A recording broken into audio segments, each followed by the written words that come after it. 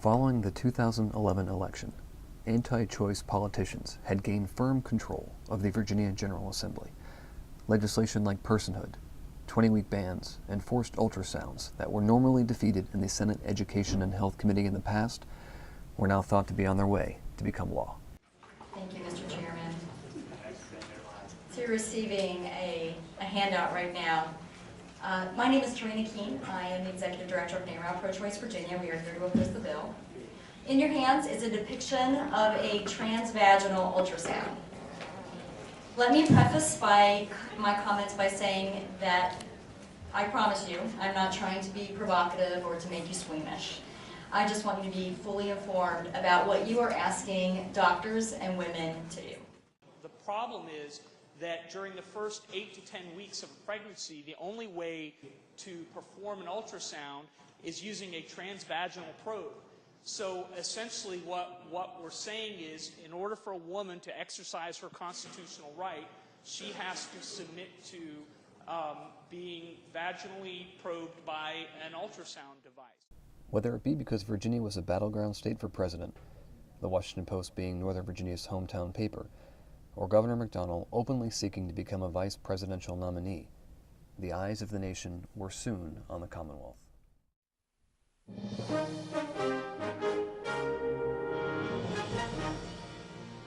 Now to the heated battle over reproductive and abortion rights. It's a debate that has been playing out heavily in many states over the past year. Virginia is the latest, as national attention has focused on a proposed law.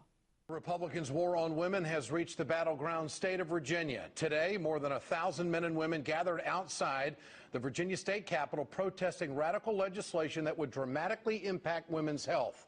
A personhood bill would define embryos as humans. Another bill would require women seeking abortions to receive a highly invasive transvaginal ultrasound first.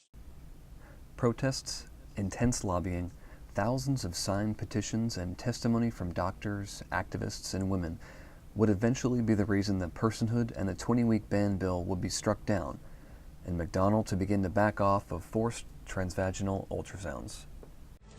Good to have you with us tonight, folks. Thanks for watching. Republicans in the state of Virginia, well, they have overreached and they have created a real problem for themselves. Virginia's radical abortion bill caused outrage across the country, and Republican Governor Bob McDonnell was forced to back down, although he didn't want to. Earlier this week, the legislation sparked protest at the state capitol. The bill forced women seeking an abortion to have an invasive transvaginal ultrasound 24 hours before the procedure. It made no exceptions in the cases of rape or incest. Very heartless. A coalition of women's organizations delivered more than 33,000 signed petitions to McDonnell's office today. The message, very clear. The bill was an invasion on women's lives and an attack on their health.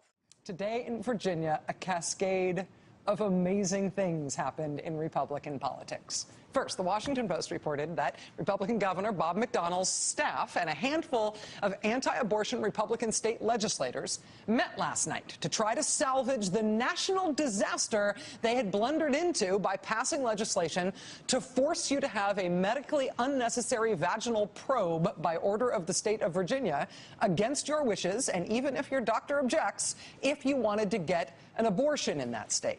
Now, the legislation has already passed.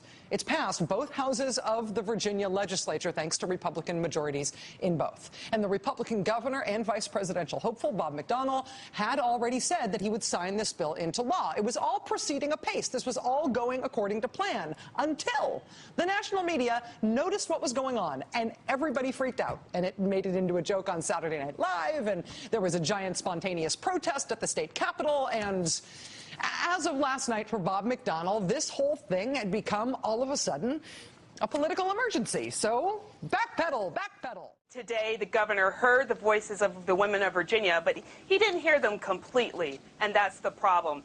He backed down from the invasive transvaginal ultrasound, but we still have the problem of requiring a procedure. Government has no business, and in the doctor's office, when a doctor meets with a patient, is their decision on what procedure is proper. It should not come from a Republican governor who has an agenda on his mind, and that's to advance his political career. While the Commonwealth suffered a setback with the passage of McDonnell's forced ultrasound bill, Virginia was able to see the defeat of many other anti-choice bills, even with the odds heavily stacked against us. This isn't over, and there's only one thing that can help NARAL Pro-Choice Virginia fight back: you.